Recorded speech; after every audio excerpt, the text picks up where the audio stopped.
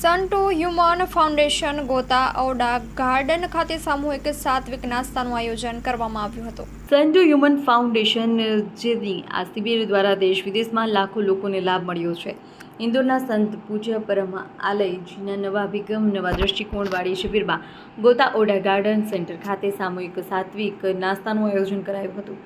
શિબિરમાં યોગ્ય આહાર, યોગ્ય કસરત, યોગ્ય ધ્યાનમાં સૂત્રો અને પ્રયોગો દ્વારા તમામ પ્રકારના રોગોથી મુક્તિ મળે છે, પરંતુ જીવનમાં સકારાત્મક પરિવર્તનો પણ આવે છે.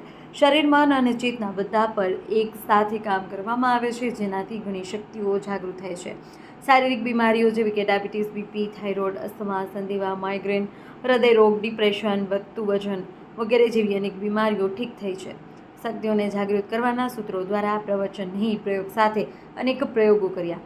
સવારે નાસ્તામાં ગોળનું પાણી, શેરડી, કેળા, દ્રાક્ષ, તરબૂચ, મોસંબી, સફરજન, પપૈયું, ટેટી, સંતરા, દૂધી, ખજૂર, ટોપરું, અખરોટ, બદામ, આમળા, મેથી, વરિયાળી, અળસી, તલ, સૂરજમુખીના બીજ પરોસવામાં આવ્યા. અહેવાલ માં ન્યૂઝ, ગાંધીનગર.